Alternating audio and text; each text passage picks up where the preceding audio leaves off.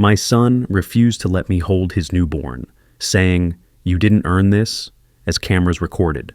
But when the nurse read the donor card, on file, the maternity ward fell quiet. He lowered his head. "If you're watching this, tell me where you are. Karachi streets in the rain, a late bus in Dubai, a quiet kitchen in Lahore, a dorm room where the lights are low. Tell me where these words find you.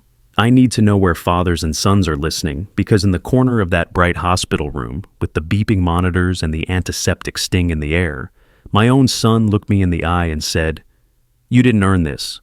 And the cameras he brought in to capture his perfect moment captured my humiliation instead. He said it once, then louder, so the little red light on his phone would not miss a syllable. I stood with my hands empty, fingers still, and I kept my voice inside my chest, where it could not break anything. The nurse near the bassinet froze, a clipboard pressed to her uniform, and my daughter-in-law watched me like I was something that might stain the floor. Behind them, two of his friends puffed their chests for the lens, fiddled with a ring light, shifted the angles. "Sir, please," the younger one said to me, without looking up, like I was a stranger wandering in from the corridor. And maybe I was. Maybe I was just a shadow in their new bright world, a man the camera did not need. I remember how still it all felt. The whir of the AC, the plastic curtain trembling when anyone passed in the hallway. My son's cologne sitting heavy on the air, too sweet, too new, trying to smell like success. He stood taller than me now, broader in the shoulders, a neatly trimmed beard like he had measured each line of his face with a ruler and a mirror. The baby made a soft noise from the bassinet, and my chest tightened with a memory of a different cry. Another room long ago, paint peeling and a ceiling fan clacking, where I held him and said his name for the first time. "Please," I said now, but my voice was too calm to be pleading. It came out flat. "Just a minute." He smiled without warmth. "You didn't earn this," he repeated, and the ring light made a tiny gleam in his eyes, as if someone had carved a diamond there. I looked at my hands. These were the same hands that had lifted crates at the docks until the tendons sang like violin strings. The same hands that fixed leaky taps at midnight and carried school bags when he pretended his shoulder hurt. I folded them together and set them down by my sides like tools back in a box. The nurse shifted. She had a smudge of pen on her finger. She kept glancing at the chart. I could have said many things. I could have laid our house out like a map. Every brick, every tile, every slip of paper I signed, when the bankman tried to pretend he couldn't hear me. I could have pointed at the softness of my son's first blanket and asked who washed it, who dried it. In monsoon wind, while the power cut, stretched like a stubborn stain into the evening. But I did not, because something in me had gone past anger into a white, clean place where words were chosen like needles for a delicate stitch. "Congratulations," I said instead, and the temperature of the room seemed to drop a notch. The cameras were close enough to taste it all, the sweet, sour breath of drama. I saw the comments in my head, the hearts and claps and exclamation points, strangers choosing sides like it was a game. My son's friend nodded to him, "Good content, keep rolling," and my boy squared his shoulders, proud and righteous. Pride looks like many things when you're young. Today it looked like a door slammed on an old man's hands. When I blinked, the room folded into a different one, not a hospital. A small 2-room flat we rented after the wedding, the kind where the walls could hear your dreams and your fights and keep them safe.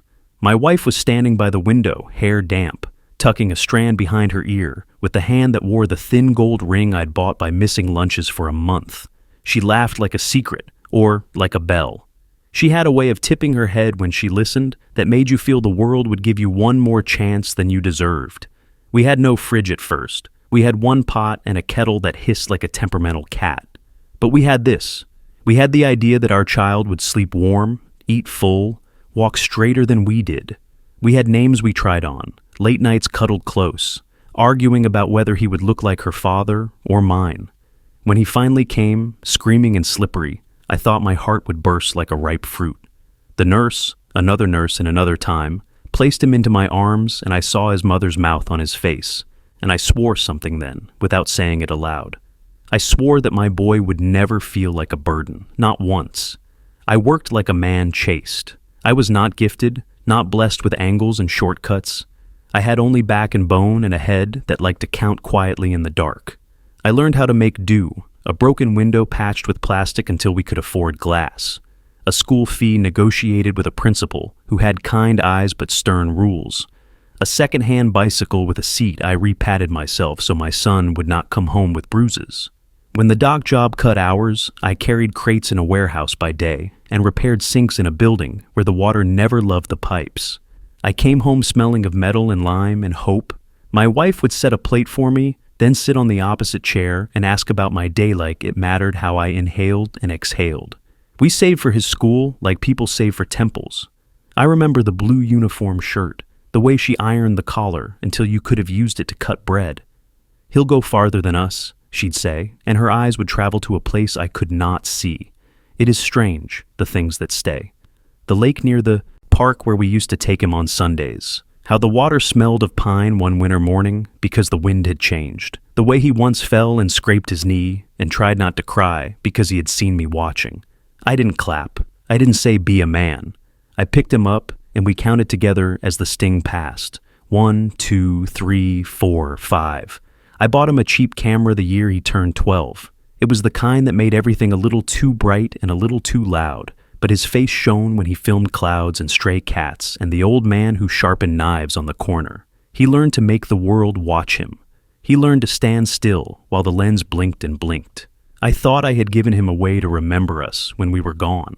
I did not know it was a mirror he would later hold up to me, asking who I was to deserve a place in his frame. When my wife fell ill, we did not understand what the tests meant. She hid the first pain from me because that was who she was. She smiled and said she had eaten something that did not agree with her. Then came the appointments with their waiting rooms and their posters about courage, and the way doctors used the language of storms, cells, counts, numbers rising like rivers after rain. I learned to sit in plastic chairs for hours without getting up. I learned how to sleep with my shoes on. I learned how to laugh with her while the drip machine clicked a rhythm that kept time with our fear. One day, a volunteer spoke to us about donation and how one person could be the reason a stranger woke up to a morning they'd have missed. My wife listened with her head tipped in that old way, the corner of her mouth soft. "We should sign," she whispered to me later, "a private promise. We should give what we can, even if we are not there to see it." We signed. It was just a card, a small thing with a big quiet inside it. She tucked it behind her ID in that brown purse with the broken clasp and said, "It is a kind of faith, isn't it?" And I, who had always believed in bolts and budgets, learned a different arithmetic that day. Back in the bright maternity room, the baby rustled again, a butterfly in cotton. I took a half step forward, then stopped because my son's friend lifted the phone higher, and I did not want to be an inch of drama in his story. My daughter-in-law's mother sat on the couch like a queen visiting a poor province. She had a shawl with threads of gold and a mouth that never learned how to say please. "We're limiting visitors," she announced, though I was the only visitor in the room. "It's policy." My son nodded as if she were a judge. I looked at him, really looked, and tried to find the boy who ate mangoes with both hands and then came to me with sticky cheeks, wanting to be clean. It is a dangerous thing to stare into your child and see only yourself in fragments you don't like. "I'll leave," I said. "I just wanted to see him. Breathe." My voice was still that clean, flat thing, ironed smooth. He seemed disappointed that I had not raised mine. Anger is useful for a camera. Dignity is not. The nurse moved closer to the bassinet then, busying her hands. She was young, younger than my memory of youth, with a name tag that listed only her first name and a pen tucked behind one ear. She glanced at the chart again, and her eyes paused in a way that made me think of road signs. I did not know why this should matter. I noticed the small red sticker on the corner of the file, the kind they use when blood is needed or cross-matching is done. And a memory drifted through me of a different night when a different nurse had pressed a similar sticker onto another folder. I remember the feel of a chair under me while I waited for a call to say whether my wife would need a transfusion. I remember the boy, my son, sitting beside me, earphones in, a video playing, and how I had reached over and put my hand on his knee for no reason except to feel that he was there. "I won't be long," I said now, to no one in particular. "I won't. I know you have rules." No one answered. The ring light hummed. The newborn sighed. There are kinds of silence. The one where everyone is trying to be polite. The one where words would be an insult. The one where you count, like you did with a crying child. except now you are counting yourself back from a cliff you could leap from if you let your legs forget what they were for. I thought about keys, the keys to the house I had built, the one my son had lately started calling ours, in a way that took the yours out of my hands. I thought about the safe in my bedroom where papers slept like obedient soldiers, deed, insurance, receipts in neat bundles. I thought about the drawer where my wife's purse still lay, the broken clasp catching the lining like a snag of fate. How easy it would be to walk away from this and not come back. How easy to blow like a match and see what burned. But no, not today. Not here, with a child breathing his first hours and a lens chewing up our faces. If you are watching from a place where fathers understand this, tell me. Tell me what you did when your son forgot the language you taught him. My son cleared his throat, glanced at the camera as if it were a friend waiting for a cue, and then he said, "We're going to do a family shot. Can someone ask him to step out?" He didn't look at me when he said him. He looked at the lens, at the future comments, at the bump of validation he needed already, instead of sleep. The nurse lifted a hand, half an apology. "One moment," she murmured, the first words she had said that reached me like a real voice and not a line in a play. Her thumb ran along the edge of the chart, hesitating at something, a corner, a notation, a word maybe, and then she straightened herself as if her spine remembered it had purpose. I did not notice anything more than that. I only saw that she suddenly had the expression people wear when something does not fit where it was supposed to, like a picture frame hanging crooked on a wall you'd always thought was straight. I looked down at the scuffed toes of my shoes and breathed in, slow and even. The cold place inside me held steady. For a second, the smell of pine came back, and I saw my wife on that winter morning by the lake, her scarf blowing, hair in her eyes, laughing because a duck had stolen the bread we brought. "Don't hoard kindness," she had teased me once when I held tight to a favor I was owed. "It sours in the dark." I have kept her sentences like coins for a time I might need them. I turned one in my mind now and felt its weight. I thought about the small card behind her ID, the one she had called a kind of faith. I thought about the one I carried too, because she had touched my hand and said, "Together." And I had never learned how to say no to that word when it came from her mouth. The nurse cleared her throat. It was such a small sound in such a bright room, but it moved through the air like a signal. My son half turned, impatient. The ring light threw a pale moon on the wall. I kept my head level and my face blank, drawing a circle around my words so that none would escape unless I let them walk. "1 minute," the nurse said again, more clearly now, and her eyes flicked from the chart to my face and back. I did not know yet. How could I? What was written there? I knew only that something was shifting, like a tide you cannot see, changing its mind under your feet. The baby made another small sound, the kind that tugged on old strings in my chest and tied them to newer ones, and I stood with my empty hands counting. 1, 2, 3, 4, 5, and somewhere, far away but also right here, a line that had been drawn in my son's head, between earning and belonging, between content and love, quivered, ready to be tested by a thing bigger than a video and brighter than a ring light. The nurse's small cough still hangs in the air when my son shifts his feet and says, "We're losing light. Can we keep this moving?" He does not look at me. He points at the bassinet like a director and tells his friend, "Get a closer shot when she holds him. Cut the old man from the angle." The friend nods, eager, and the ring light breathes a steady whine. My daughter-in-law keeps her eyes on the baby as if staring hard enough will grow a wall between me and her son. Her mother checks her phone and announces, "Hospital policy allows only 2 visitors," as if she is the hospital itself. I can hear the corridor beyond the door, wheels on tile, a child crying somewhere, the low murmur of other families trying to fold joy into their tired bodies. I stay where I am, 2 steps inside the room, hands down, face even. I think, not today. Not the way you want me to be. The nurse does not move away from the bassinet. She reads the chart again. I see her. Mouth a word, then stop. My son notices the pause only because it interrupts his plan. "Nurse, we're fine," he says with a smile meant for a thumbnail image. "Could you just give us a minute?" She looks up, and her eyes flick over me, quick, calculating, trying to decide which string is loose. "1 moment," she answers. "I just need to confirm a note." My son's friend lowers the phone a fraction. The mother-in-law exhales loud enough to register as an objection. Honestly, she says, this is all very simple. We don't need complications. I catch the word and hold it gently. Complications. That is the word people use when life refuses to fit their script. Baba, step outside, my son says finally, still not looking at me. Just for a bit. We'll call you. He says Baba like it's a title that does not belong to me anymore. He keeps his tone light, the way people talk to shopkeepers they don't plan to pay. I let the sound move through me. I taste salt. I do not let it reach my eyes. I'll wait, I answer. My voice stays flat, the way you press a crease and it holds. I'm not in your shot. He laughs, a small, sharp sound. You were the shot, he says under his breath. And the friend smirks, pleased with the line. The camera's red light blinks, hungry. This is where it usually starts, the loud thing, the messy thing, the thing that feeds a room like this and keeps it warm for gossip. But the bit of me that used to burn fast has burned out long ago. Work sanded it down, loss polished it.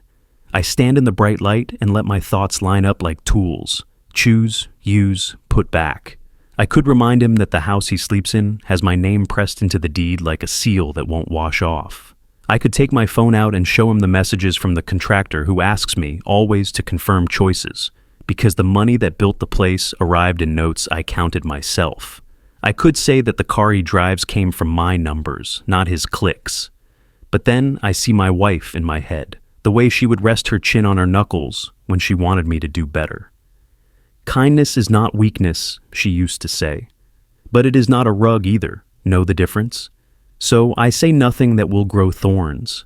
I let the calm sit heavy in my chest like a sleeping animal that I will not wake. It gets worse before it gets better, like most storms. The mother-in-law stands and claps her hands once, a sound with edges. Family photo, she announces, ignoring me so efficiently that it feels practiced. She waves in my son's friends, you help with the angles, and tells my daughter-in-law to sit up straighter, to smile, to try not to look tired. The girl who has just crossed a hard river to bring a child to shore obeys.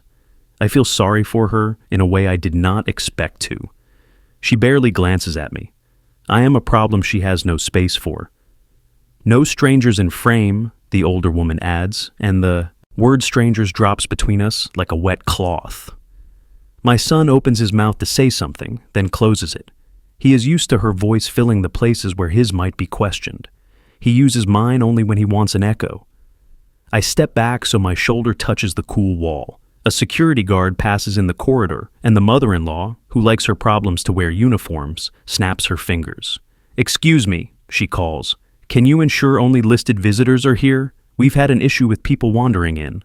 The guard looks into the room and sees an old man standing with his hands down and a face that does not beg. He looks at my son, then at the nurse. The nurse does not nod. She doesn't shake her head either. She keeps her hand on the chart. "All right?" the guard asks me softly, in our language, not the language of policy. "All right," I say back, and I see relief flicker across his face.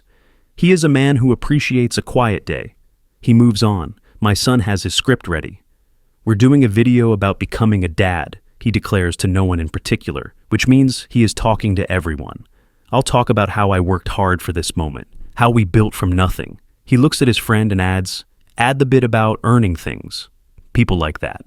I swallow once. The nurse's pen scratches. My daughter-in-law looks at the baby and does not see the way her husband's voice picks up words like trophies. I wonder if she will notice later, at 3 a.m, when the baby's need is bigger than the internet. I hope for her that she will have room to learn. I keep still, but my mind walks a quiet path. It goes home and sits at the desk where my wife kept her purse, the brown one with the broken clasp. It opens the drawer and sees the envelope with her handwriting neat and tilted. It remembers the weight of a safe key. It checks the memory of numbers, dates, account totals, the document in the bank's locker that has my signature twice and hers once, because she preferred to sign it only where love asked her to, not money. It gives me choices, as if laying out shirts for the morning, this, or this, or this. And then it asks me to wait. Not to punish, but to position. She used to say, "Don't push a door that opens if you only turn the handle." I think I hear a handle turn now, very softly from the nurse's side of the room. "Hey," my son says, his voice crumbed with impatience. We're good. Can you take the baby now? The nurse does not move the baby. She runs her finger along a line on the chart and says, Who signed the birth admission paperwork? I did, my son replies quickly. Me, husband. Did you fill the family history section? Yes, my mother-in-law helped. Why? He looks at the camera as if it will help him answer. There's a notation here, the nurse says, and now her voice has changed. Not louder, just anchored. It references a donor card on file for a first-degree relative. I need to verify. She glances at me again without meaning to. The mother-in-law stiffens. What does that have to do with anything? She demands. We're not asking for charity. The nurse breathes, slow. It's not charity, she says. It's medical information that can affect care. I am not foolish enough to think the universe arranges itself to teach lessons when we want it to, but some days it leaves a note where you can see it. I remember the day we signed the donation forms, my wife and I, when the volunteer explained how the registry works, how in a time of need hospitals can cross-reference closely related donors if permission has been given. I remember my wife squeezing my hand and whispering, "Together," and the pen feeling heavy in my fingers in a good way. I say nothing now. I don't move. I let the air carry the nurse's words to the places they need to reach. My son's friend, who has never met a silence he liked, tries to fill this one with a joke. Hey, maybe Grandpa can finally be useful. He snickers, and my son laughs too quickly, like a man slipping on something he pretended he didn't see. I do not flinch because that would feed the camera. The nurse does not laugh at all. Sir, she says to me, can I confirm your full name? I tell her, I spell it. She writes it neatly on a sticky note and matches it to the chart. Her brow smooths as if something has slid into place. One more question, she says. Is the name... She says my wife's name then, carefully, and it cuts me and heals me in the same second. I nod. She was my wife. For the first time today, my voice wavers and then sets. The nurse nods too, like two small boats recognizing each other on a wide river. All right, she says. Thank you. The mother-in-law does not like rivers she didn't plan. We don't need any of this, she snaps. We have everything covered. Private room, private care. She touches the ring light like it is a talisman. We'll pay. The nurse keeps her tone even. This isn't about payment, she replies. It's about accuracy. There's a donor registry note linked to this file, and I have to read it out and confirm authorization. That's all. My son looks uneasy now. He is very good at stories where he is the center. He is less good at the ones where he is part of a line that started before he learned to speak. He glances at me, then away. The camera has nowhere to put its attention but on the truth that stands up in a uniform and asks careful questions. For a moment, I think of leaving anyway, not in surrender, in discipline, to show myself that I am not tied to the outcome the way he is tied to approval. But I stay. The baby shifts again, draws a first tiny cry from somewhere deep and new. The sound reaches into me like a hand. My daughter-in-law's head lifts at once, instinct bright in. Her eyes, and in that simple movement, I see something good rooted in her that might pull a better man out of my son if it is watered right. I hope the world will be kind enough to give her time. Since we're all here, my son says, trying to carry the moment back to his plan, I want to say something. He looks at the lens like it's a mirror. People talk about family like it's automatic. It isn't. You earn it. You earn moments. If you weren't there, you don't get to pretend you were. He means me. He means the months he told his followers I never understood his work, that I was small-minded because I asked him to finish his degree before turning the camera on strangers in malls. He means the day he moved back into my house because rent in the city strangled him and told his friends he was doing me a favor by bringing life into the empty rooms. He means all the stories he has built his castle from. I let him talk. Words can be walls, but they can also be smoke. The nurse watches him, listening but not consuming. Inside me, the monologue is simple. It does not twist or snarl. It lays things out like a ledger. What is owed? What is given? What is kept? I think of the bank draft I could sign tomorrow that would move the villa's title into a trust his name would never touch. I think of the clause my lawyer insisted I include, at my request, that any grandchild born would have a fund for education that no parent could misdirect. I think of the drawer where my wife's purse sleeps, where the donor card lies like a seed waiting for the right rain. I think of mercy as a kind of wealth, and how poverty of heart is not solved by humiliation. My plan, if you can call it that, is made of patience. Wait for the right hinge to swing. Do not break the door. Do you want water? I ask my daughter-in-law quietly, when the emotions swirl and no one is looking at her face. She glances at me in surprise and then, unexpectedly, nods. Please, she says, small. I pick up the unopened bottle from the side table and twist the cap. The mother-in-law snatches it from my hand. We have it, she says, pouring a little into a cup, as if my touch might spoil the water. My daughter-in-law's eyes flicker with something like apology, or maybe just exhaustion. I set the cap down. Rest, I say to her, and the word is the one I used to say to my wife after the long days when the machines beeped and the room felt afraid. Rest. The security guard passes again and glances in. He takes in the careful positions, me by the wall, the nurse by the bassinet, the young father pretending he is the only light in the room, the mother-in-law guarding status like a dragon guards its reflection. He opens his mouth, then closes it. He is a man who knows which fires need air and which need a lid. He walks on. My son's friend raises the phone again. Okay, he whispers. Redo the line, punchier. My son inhales, ready to build his ending. The nurse beats him to it. She looks up, firm now, and says, Before anything else, I need to read the registry notation attached to this file. The room shifts, a subtle thing, like the pause between lightning and thunder. It concerns a donor card related to immediate family, she continues, the eyes moving from my son to me to the baby. Given the note, I have to confirm consent and awareness. The mother-in-law throws her hands up. What are you saying? The nurse keeps her voice gentle.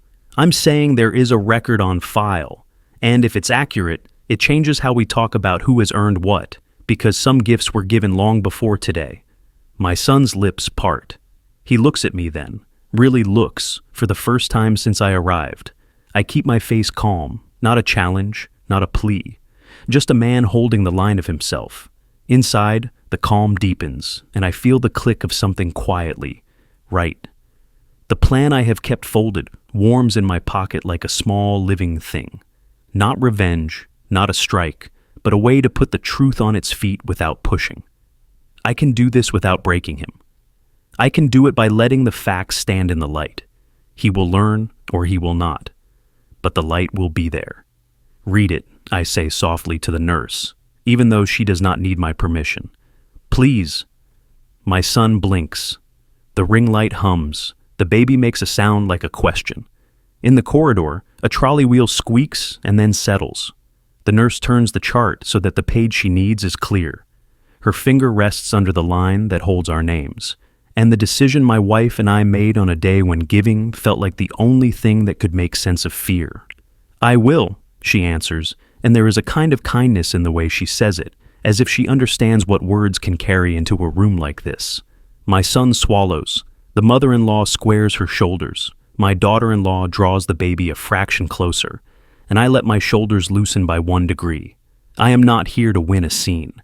I am here to hold a truth steady while it is read aloud. I am here to protect the kind of love that does not require a lens to exist. And if you are listening from a noisy tea stall, or a quiet bus, or a kitchen where morning is beginning, I want you to know, sometimes the loudest thing you can do is not raise your voice. Sometimes the most powerful step is the one you refuse to take when they push. Sometimes you let the world see you lower your head, not in defeat, but in patience, because you know what the next page says, and you are not afraid of the reading. The nurse lifts the chart a little, as if the page might catch more light there, and then she reads in a steady voice that does not try to make drama of what is already heavy. She says there is a donor card attached to this file, a directed donor authorization registered months ago for immediate family, and the name on it is mine. She reads the number, the date, the line that says 2 units of blood were collected and reserved under my authorization for use if the mother or newborn required it. She reads the small note in the margin, initialed by the obstetrician, that says the father of the patient's husband presented alone at 6 a.m, fasting, blood screened and matched, cross-match repeated at 36 weeks, cleared for neonatal use. She reads my wife's name too, the older record that started our presence in the registry years ago, the way the card was first signed by both of us in a different ward with different fear. While she reads, the ring light turns the wall into a white circle, and the camera lens grows large and useless because the words do not need help. The room stops pretending to be a set. It remembers that it is a place where people are born, and sometimes people are saved by those who love them first. My son's friend lowers the phone without meaning to. The mother-in-law opens her mouth, then shuts it, then opens it again, hunting for a phrase that will turn the wind back in her direction. My daughter-in-law's fingers close on the blanket with the small printed stars. My son does nothing for a long second, because all his practice lines have run to the edge of a cliff and found no bridge. The nurse keeps reading. She says my blood type, the thing I have carried all my life without knowing it would matter this way. She says a number for my screen, the test that shows I am suitable for a newborn if it comes to that.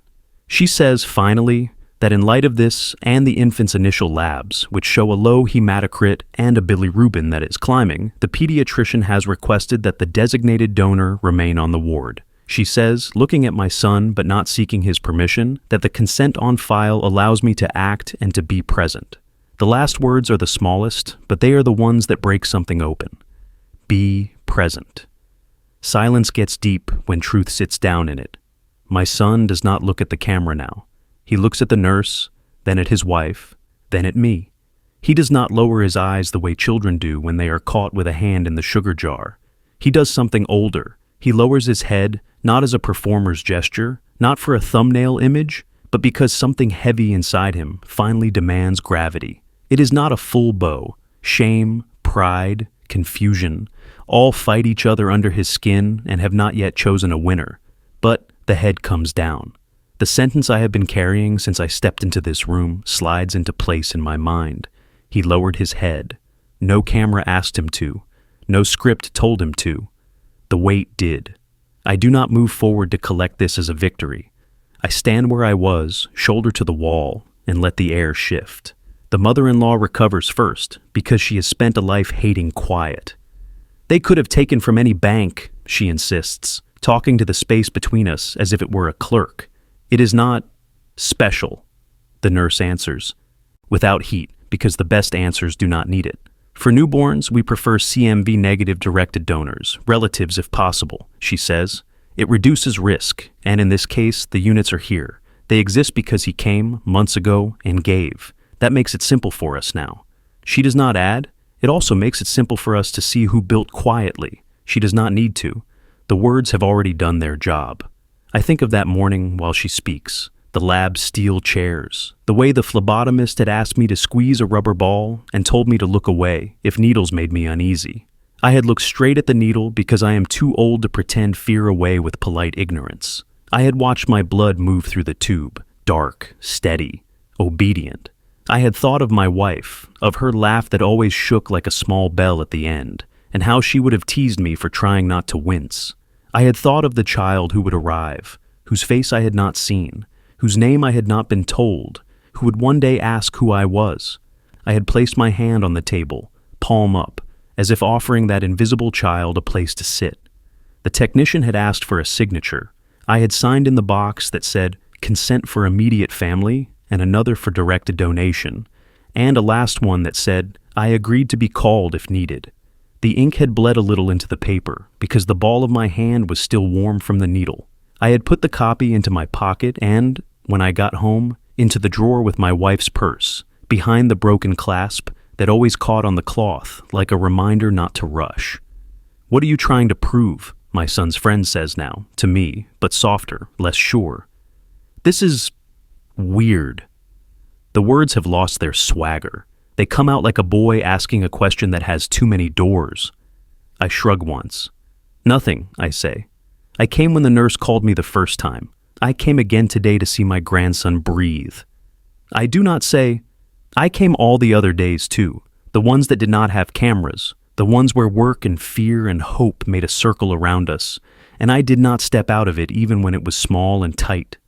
Those days do not fit on a screen. They live in the way a man stands. The pediatrician arrives then, summoned by some quiet message I did not hear.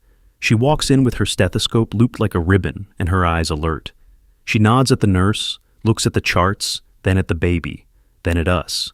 She reads the room the way doctors do, how you can feel the draft and know which window is open. "Congratulations," she says first, because she is kind. Then she adds, "We'll do phototherapy and monitor. If the numbers rise, we'll transfuse. It's good we have the units." She glances at me, not with surprise, but with the simple courtesy of gratitude. "Thank you for arranging it," she says. "Not everyone thinks ahead." I nod because I do not know what else to do that will not turn it into a performance. My daughter-in-law's eyes fill in a way that has nothing to do with the internet. She looks at her son and then at me and says a small word that tries to hold many things inside it. "Thanks." It lands on the floor between us and sits there, not enough for everything, but exactly the right size for now. Her mother inhales to argue with the shape of the moment, then lets it go because the pediatrician is here and some people do not like to disagree with those in white coats. My son puts a hand on the rail of the bed. He starts to say, "I didn't know," then stops because the sentence does not yet know where to go. It is a child wandering a strange hall looking for a door. He closes his mouth. The ring light, forgotten, throws its pale circle on the wall like a moon that forgot its hour. "Do we need to sign something?" he asks finally, aiming the question at the doctor, the way men do when they want to be useful but do not know how. The doctor shakes her head. "We have what we need," she says. "The consent is on file. We only need everyone to rest. Babies teach patience before they teach anything else." She smiles then, and it is not a television smile. It is the one that people working nights wear when they give you hope like a pill to swallow with water. The nurse adjusts the lamp over the bassinet. The baby blinks at the new blue light they wheel in, a little sun built for fixing small things. The security guard passes the door again, glances in, and his face softens in that relieved way you see when a knot you were watching has loosened itself. My son's friend pockets the phone without instruction, like a boy who understands that he has entered a temple where shoes should be left outside. The mother-in-law sits down. Her shawl, as proud as a flag before, lies quiet across her lap. The girl in the bed, my daughter-in-law, leans back and lets her shoulders fall 2 inches. You do not see strength in the big noisy things, I think. You see it in those 2 inches people finally put down when they are allowed. I move 1 step from the wall, then stop. I do not go to the bassinet. I do not reach. I do not ask. I make my single offer first, the one I planned for, even before I left my house and locked the door behind me. "I'll stay in the corridor," I say, aiming my voice at the nurse so it does not sound like I am pressing in. "If they need me, I'll be right there." She nods, efficient gratitude in the motion. "We'll let you know," she says. She looks at my son then, straight, with no edge. "You can ask him to sit," she adds quietly. "He belongs." It is a simple sentence, without decoration, and it brings a small heat to my throat. I swallow it and stand steady. My son looks at the chair by the window, then at me, then at the chair again. Every choice he has made in the past year is stamped with the approval of strangers. This one has no likes at the bottom of it. It scares him in a way I can see and do not despise. He touches the back of the chair like he is checking if it will bite. "Sit," he says to me, but the word sounds like he is offering a gift he does not understand the value of yet. I cross the room and sit without drama. The window shows the car park and a skinny tree shaking in the wind. Somewhere a horn bleats and then stops. I put my palms flat on my knees and think about the lake that smelled of pine, about the way my wife used to tie her hair with a rubber band when she cooked, about the time my son rode his small bicycle with his tongue sticking out, because concentration was something his whole face did. We do not speak for a while. The doctor murmurs instructions. The nurse writes. The baby learns the science of light. The room becomes a ward again, not a stage. I hear the nurses at the station, a low music of clipboards and numbers. In that soft noise, the apology comes, not as a speech, not as a poem, not as a grand gesture, but as a small sentence that a man says when he has to move his pride aside to let a better thing pass. "I was wrong," my son says, eyes on the bassinet, voice low. He does not push more words behind it because he knows they would fall apart. He lets it be what it is, a first nail in a better frame. I do not rescue him from the quiet after. I do not pat his shoulder or say it is nothing. It is not nothing. It is a pebble that, if nudged right, will start an avalanche in the right direction. My reply is smaller still, because sometimes a great thing is carried by a little boat. "Be a father," I say. "Begin there." He nods once, a movement you could miss if you blinked. The ring light hums, forgotten, like a toy left on after the children have gone to sleep. The mother-in-law clears her throat and says something about tea. No one answers her, not unkindly. The room is doing another job now. My daughter-in-law's eyes close, then open, then close again. The nurse dims the overhead light, and only the blue lamp keeps its purpose bright. I have said little, and I will say little, because I have learned that love grows when you stop trying to narrate it into being. But inside, in the place where the counting lives, I mark this moment the way a carpenter marks a perfect joint. Quiet pride, the knowledge that the pieces found their angles without splitting. I think of the safe at home, the papers lined up, the choices I had to wield like hammers if I wanted them to. I am glad I did not swing them today. There will be a time, maybe, to set boundaries with signatures and locks.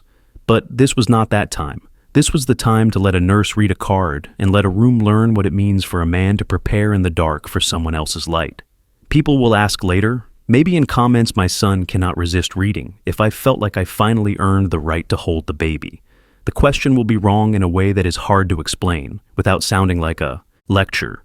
You do not earn love by bleeding. You do not earn family by signing forms. You simply prove that when love asked you for something, you did not pretend you didn't hear it. I will hold him when it is right, when the girl in the bed has slept and the numbers on the chart behave, and a small new person has learned that hands can be homes. And if that moment never comes because the world decides another route for us, I will still be here, palms on my knees, ready to give what a card promised before anyone pressed record. The nurse checks the lamp one more time and smiles. The doctor nods and slips out. The security guard pauses at the door and meets my eyes, and there is the brief, conspiratorial look men give each other when a fire did not become a building, and a building did not become a headline. My son lifts his head. The motion is careful, as if pride is a fragile thing that will break if he jerks it. He does not look at the camera. He does not look at his friend. He looks at me, and then at the baby, and then at the space between us that is narrower than it was when I came in. Stay, he says, and the word lands beside the earlier thanks and makes the start of a pile. I stay. Outside, the wind pushes the skinny tree, and it bends and does not break. Inside, the blue light bathes a new face, and I am present, not as content, not as a problem, but as a man who has decided that the quiet things he does will be enough even if no one ever hears them read aloud again. Mourning in a hospital is not really mourning. It is a soft resetting of machines and a new shift of faces that already know your story without being told. The blue lamp hummed like a small sun over my grandson, and the nurse with the pen behind her ear smiled when she saw me in the chair by the window, as if she had expected me not to leave and had been right. My son was asleep in the half-recliner, mouth slightly open, pride softened into the plain human need to rest. His friend had gone home when the battery died, and there was nothing left to film. My daughter-in-law dozed and woke and dozed again, one hand never leaving the edge of the baby's blanket, as if she were holding on to a rope that tethered her to a new shore. I rose quietly, stretched the stiffness out of my back, and watched the sky over the car park trade black for blue. It felt like a bargain I could accept. Numbers first, the nurse said. Always numbers. They came like weather reports, bilirubin, hematocrit, intake, and output, as if the baby were a small country discovering climate. The doctor was pleased in the careful way doctors are when they have learned to respect luck and hard work in equal measure. We'll watch, she said. We'll feed often. We'll keep the light. If he needs more, we have it. We'll ask you. She looked at me when she said you, not as a test, not as a thanks, just as part of the sentence that had already proven itself yesterday. I nodded and returned to my chair. I thought of my wife's habit of counting in the morning, tea leaves, steps to the window, the seconds she allowed the kettle to sing before switching it off, small counts that kept big things steady. When my son woke, he looked around as if the room might have changed its opinion of him in the night. He saw me by the window and did not flinch. He straightened and rubbed his face and swallowed and said, "Morning?" A thin word, but a beginning. "Morning," I said back, the words settling between us like two stones that do not need polishing. He stood and moved to the bassinet and watched his son kick against the blanket like a swimmer testing new water. He did not reach for the camera. He did not look for the ring light. He held the rail and said, almost to himself, "He's small." I could have said many things, about how small things grow, about how men are not measured by the size of their audience. But I remembered the sweet, stubborn discipline of silence. I said only, "He is." The mother-in-law came with a thermos and a look that suggested the world had made a mistake in letting night pass without asking her permission. She poured tea into tiny cups and handed one to her daughter, one to her son-in-law, and placed one near me as if charity were an obligation she had to satisfy to move on with her day. "We'll do a small announcement video later," she announced, already knitting a day from threads of control. My son startled, then looked at the baby, then at me, then at the nurse. "Later," he said, the word pulled like a nail that makes a creak you can hear as it comes free. "We'll see." She gave him a long look, as if someone had moved the furniture in a room she had designed, then shrugged and checked her phone. You could hear the building breathe. At noon, the pediatrician said the numbers liked the light and the milk and the patients. She said we could move to a room with a window that opened if we wanted, to let real sun walk in and try its hand. She said we could hold him soon, a few minutes at a time, skin to skin, warm and sure. My daughter-in-law closed her eyes in relief. My son looked like a man told he could step onto the first rung of a ladder he had been staring at all his life. He glanced at me, then away. "You should hold him," he said to his wife. Then more quietly to me. "You too." When they say I felt something in my chest shift like a boat loosening from a sandbar. When they say, I agreed. We waited. We did not hurry the sun. It came mid-afternoon. The moment, ordinary and holy. The nurse checked the lamps, checked the chart, checked the way the baby's mouth sought and settled, then looked at us like a teacher who trusts a class that has finally stopped talking. "Do you want to try?" she asked my daughter-in-law first, because the first place a child belongs is in the arms of the woman who carried oceans to bring him here. The girl nodded, anxious and brave, and the nurse showed her how to tuck the blanket, how to offer a palm like a platform. The baby pressed his cheek to her skin and made a small sound of animal contentment. My son's face opened in a way I had not seen since he was 5, and his kite caught wind and did not fall. No one reached for a phone. The moment did not want witnesses outside the room. "Your turn," the nurse said then, looking at me as if it were the most natural sequence in the world. The old rule rose up inside me, the promise I made myself when I walked in. Do not ask, do not beg, do not make this about what you want. "If it's all right," I said to the girl first. She nodded without hesitation, surprised by the softness of her own permission. My son swallowed. His hands were on the rail again, firm, steady. "It's all right," he said, and the words fit his mouth better than they would have yesterday. I stood, every old ache awake at once as if my life had been waiting in my bones for this cue, and moved toward the bassinet. The nurse made a cradle of her hands and then my hands, and then there he was. A warm, insistent weight that did not know anything about pride and shame and video and policy. He knew only heartbeat, breath, the geography of a chest that had learned to be a harbor. "Hello," I said. One word. You learn not to ask newborns for conversation. You give them a map in your voice and trust that later they will follow it back to you. He wrinkled his forehead, as if I had told a joke only he understood. His fingers opened and closed in the air like small fish testing water. The smell of him was new, and also a memory of every morning I woke next to my wife and thought that somehow we had tricked the world into giving us more time. In my head I told her, "See, we did not hoard the kind thing. We passed it on, and it did not sour." I held him for 2 minutes, then 3, then I gave him back because love also honors limits. My son's face, how to describe it? Not guilt, not awe. Something built from both, softened by understanding. He lowered his head again, not dramatic, not performative, just as if listening for a quieter world underneath the one he had been living in. I went home that evening, not because I was banished, and not because I wanted to leave, but because homes are like lungs. You have to return to them to breathe properly. I took the bus, not the car, because I wanted to sit with people whose stories I did not have to fix. The city moved by in pieces, fruit stalls, a boy running with a kite that would never make the roof, a man at a tire shop sleeping in a chair with his mouth open to the heat. I thought of the villa, the argument of its walls, the way my son had lately called it our place on video and my place in private, how language is a rope you can pull people with. I thought of the safe in my room, the click of its lock like a punctuation mark at the end of a sentence that had taken too long to write. I thought of what to due with a future that had turned its face a few degrees toward us. The house smelled like itself when I opened the door, curry in the walls from 1,000 dinners, lemon polish, the sleepy dust of books. I took off my shoes and lined them up on the mat because my wife always said shoes like to live in pairs. I washed my hands and stood in the kitchen and boiled water the way she did, counting the steam puffs, not times. I drank tea without sugar and then walked to the bedroom. The safe sat where it always had, patient as a cow. I lifted the rug, turned the dial, pressed my ear to the metal like a child listening for the sea. The door opened on the discipline of a life. Files, envelopes, a velvet pouch with a watch I wear only when a calendar tells me it is someone's idea of a special day. I took out the folder marked TRUST in my clean block letters, and the folder marked WILL, and the envelope with the lawyer's name on it. I took out my wife's purse and, because I am not a museum, I opened it, let my fingers find the broken clasp, let it snag, let the small annoyance make me smile, because she would have laughed at me and then told me to fix it. And I never did.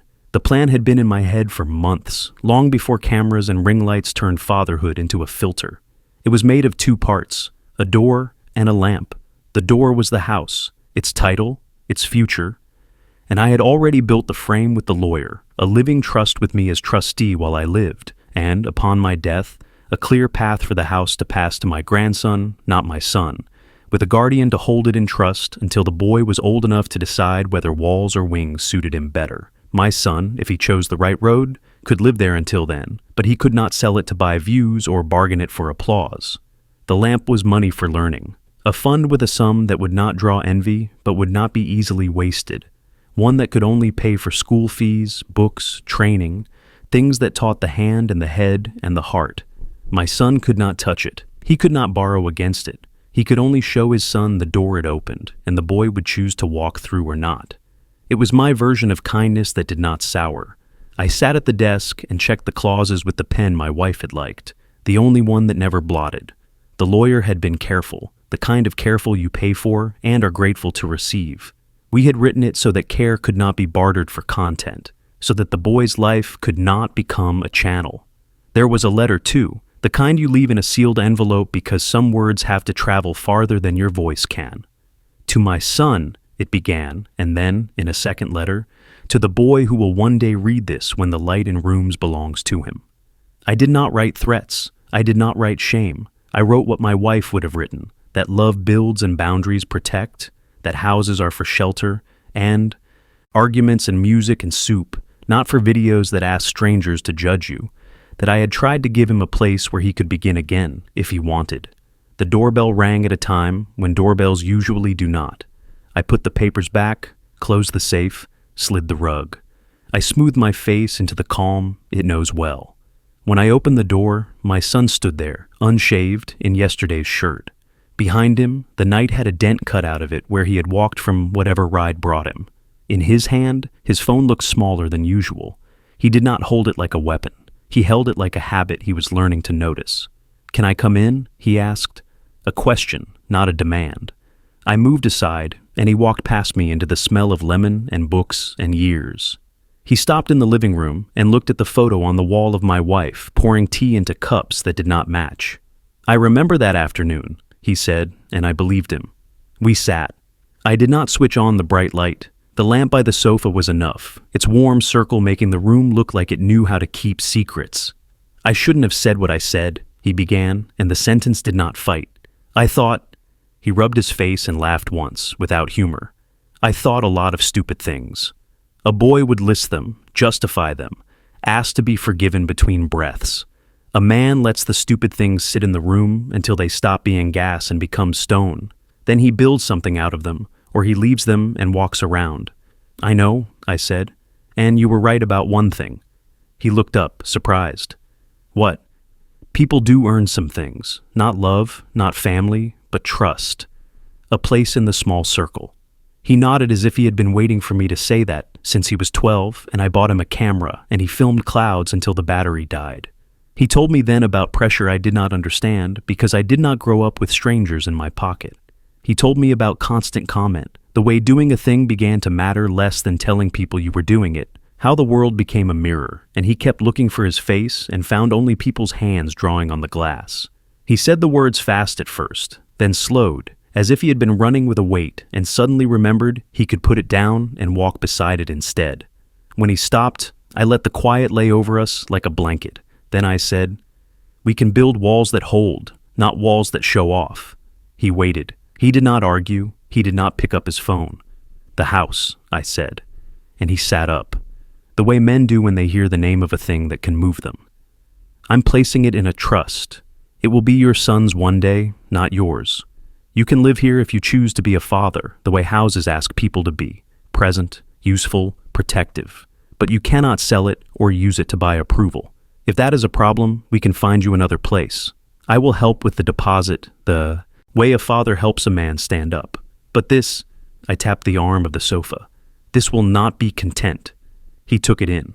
I could see the bargain form in his mind like a bridge, the part of him that would normally flare at not being in control, and the part that had lowered his head in a white room when a nurse read a card, and the world made a small, private click inside him. He breathed out. "Okay," he said.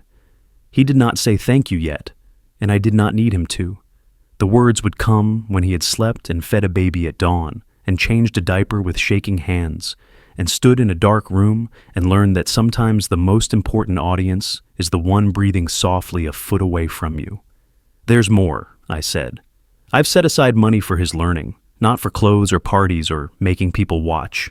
For books, school, training, the work his hands will want to learn. You and his mother will decide the how. The money only knows the what. It cannot be taken for anything but that. I will not negotiate this." He nodded, and for the first time tonight, I saw a small relief slide across his face like shade under a tree. Some men do not know they are hungry until you put a plate in front of them that isn't sugar. "Thank you," he said then, the words finally choosing their place on his tongue. "I'll tell her." I poured tea. He took the cup and held it with both hands, as if warmth were something you could inhale and store. We sat and talked about small things, the baby's hair, the way he kicks, the nurse with the pen, the guard who looks for quiet days. We did not touch the big things more than necessary. He asked if he could bring a few things from his flat and set up the smaller room as a temporary nursery until the girl was strong enough to climb stairs. "Yes," I said. "We'll make it safe." He told me he had taken down a video in the afternoon, one in which I was a punchline. It felt wrong in my mouth, he said, and I believed him. He said he would tell his friend to stop filming in the ward. "People were looking at us like we were a show," he admitted, and I saw in his eyes the first spark of shame turning into a better light. The willingness to look away from mirrors. Before he left, he stood in the doorway and looked back at the photos on the wall. One of them is of him at 12, holding the cheap camera I bought, eyes bright as if the sky had whispered a secret to him, and he wanted to record it quickly before it flew away. "I want him to have one too," he said, meaning his son. "When he's ready?" I smiled, small. "When he's ready," I echoed. He put his shoes on and opened the door and then paused. "Baba," he said, testing the word again, like touching a bruise to see if it still hurts. "I'll do better." I kept my voice flat and warm at the same time, a trick marriage taught me. "Begin," I said. "Today." When the door closed, the house exhaled and the night stepped closer like a friend. I took the papers back to the safe, slid them in, turned the dial. I put my wife's purse on the desk and threaded a needle and fixed the broken clasp at last, the way she had asked me to, and I had delayed because grief had made every small task feel like an insult. The thread held, the clasp clicked. I said her name aloud into the room that knew it well. "We're all right," I told her, not as a man who thinks he has won, but as a man who knows a long road has fewer cliffs when you keep your steps slow and your eyes open. Then I turned off the lamp and let the house go to sleep, ready for morning when a small person would need all of us to learn new maps without filming every turn. They came home on a Wednesday afternoon, the kind of day the city forgets to make dramatic. The sun was kind and the wind smelled like soap. I had opened the windows in the morning to let the walls breathe, swept the courtyard, and rolled a small crib into the room we had set aside. I had stitched new sheets the night before, clumsy but strong, and set a clean glass of water near the bed because the nurse had said mothers run dry fast, and men who care remember the simple things. When the taxi pulled up, I was carrying a pot of lentils off the stove. My son stepped out first, careful with the baby seat, and for the first time in months, maybe years, he did not look around for a camera before he looked at the door that has been our door for so long. He looked at me, and his mouth softened, and he said, "We're home," as if the word were a promise and not just a place. I took the seat from him and walked slowly so the lists in my head would not start racing. The house greeted them the way houses do when they have known your laughter and your grief. The smell of wood, the scuff patch on the banister from 100 hands sliding down, the rug that is always curled up at the corner no matter how many times I have told it to behave. My daughter-in-law stepped inside and stopped like a swimmer at the first shock of water, then relaxed when she realized it was warm. Her mother followed, chin high, eyes looking for faults. She found few, and the ones she found did not say anything loud enough to fill a room. "Put the kettle on," I told myself quietly, and did. Everyone carries something when a baby enters a space. I carried the seat and the memories of rooms where arrival and departure used the same door. My son carried a new weight in his arms and an old one in his chest that he was finally learning to set down 1 inch at a time.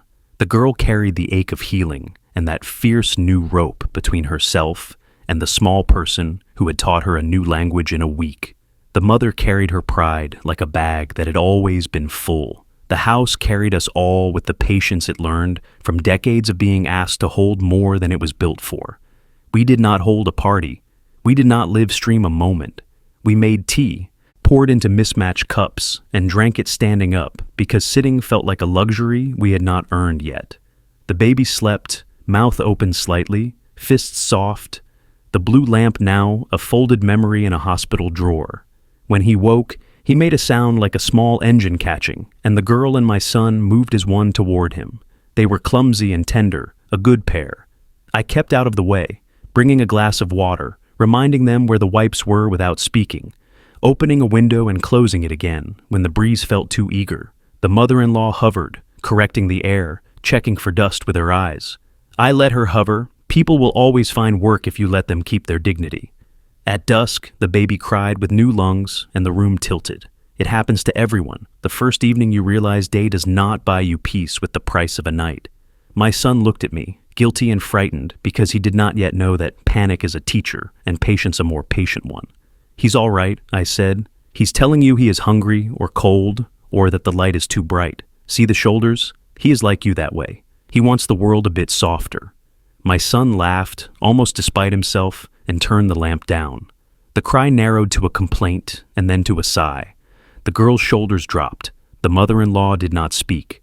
We let the normal settle on us, its weight not heavy, just real. Later that night, when the house held a hush like a bowl holds water, my son came to the kitchen where I was putting away plates. He had the look of a boy who has gone to war with sleep and knows he is lost, but will fight again. "He takes forever to eat," he said, sitting on the stool my wife used to use when she shelled peas. "He sleeps like he thinks he has to earn it." He rubbed his eyes and looked at his phone, then put it face down on the table. "People have been messaging all day," he added, not proud, not excited, just stating a fact the way you talk about the weather. "I told them we'll share when it's right." He did not say right for whom. I didn't ask. "I fixed the clasp," I told him, holding up the purse I had left on the counter without thinking. He picked it up and turned it over in his hands the way men do when they touch a relic they didn't know they missed. "She would have laughed at me for letting it stay broken this long," I said. He smiled. "She would have," he agreed.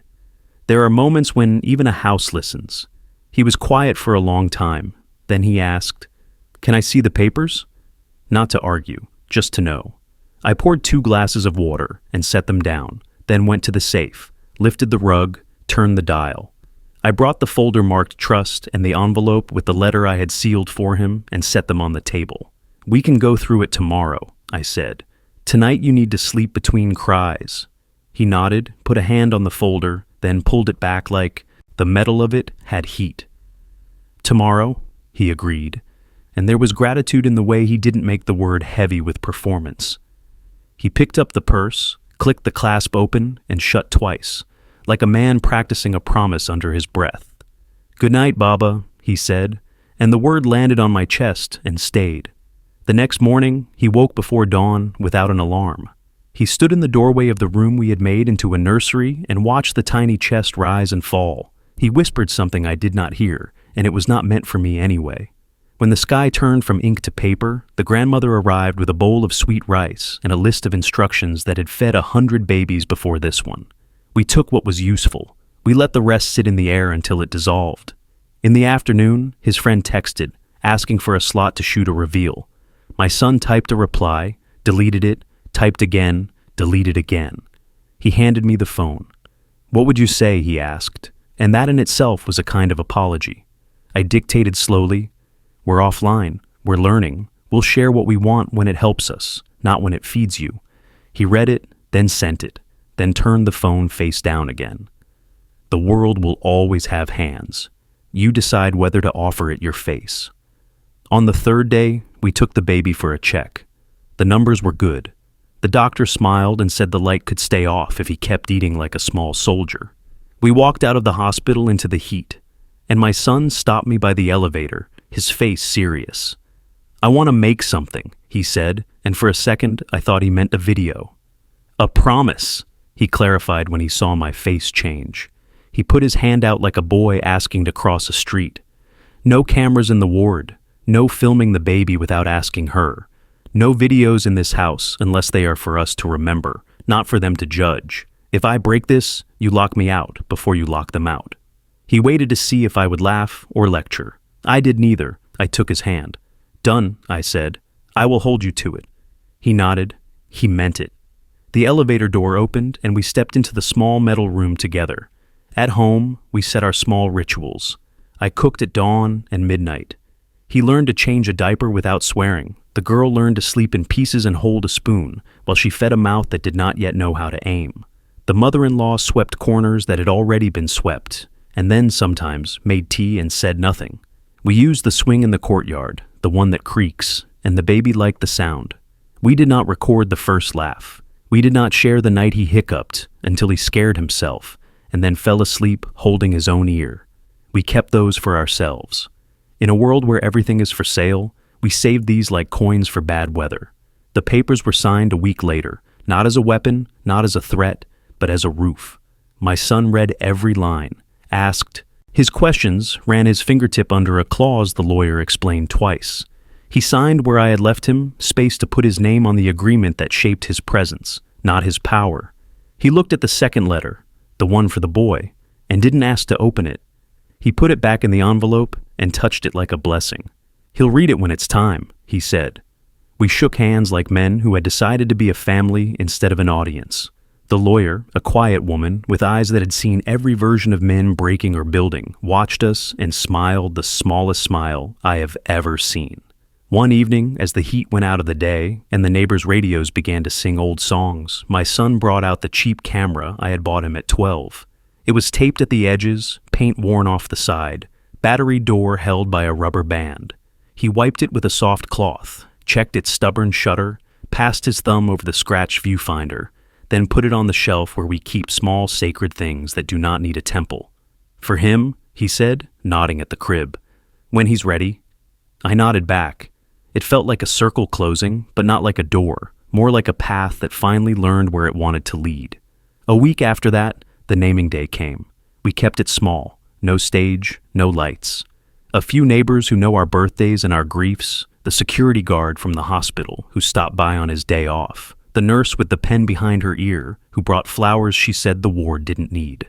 We stood in the courtyard under the old neem tree, and my son whispered the name into his son's ear the way fathers have always done, and he added a middle one I did not expect, my wife's. I closed my eyes. The sound of it traveled through me like the first rain after a long summer. He did not look at me for approval. He did not look at a lens for applause. He held his son and said the name twice, and that was enough. When everyone had gone and the dishes were drying and the night settled on the roof, I sat with my grandson on my lap and told him a story in a voice he would not remember, but that would mark the air anyway. I told him about a lake that smelled of pine one winter morning when the wind changed. I told him about a woman who laughed like a bell and a boy who filmed clouds until the battery died. I told him about a nurse who read simple words that made a room fall quiet and a man who learned not to push a door when the handle would turn.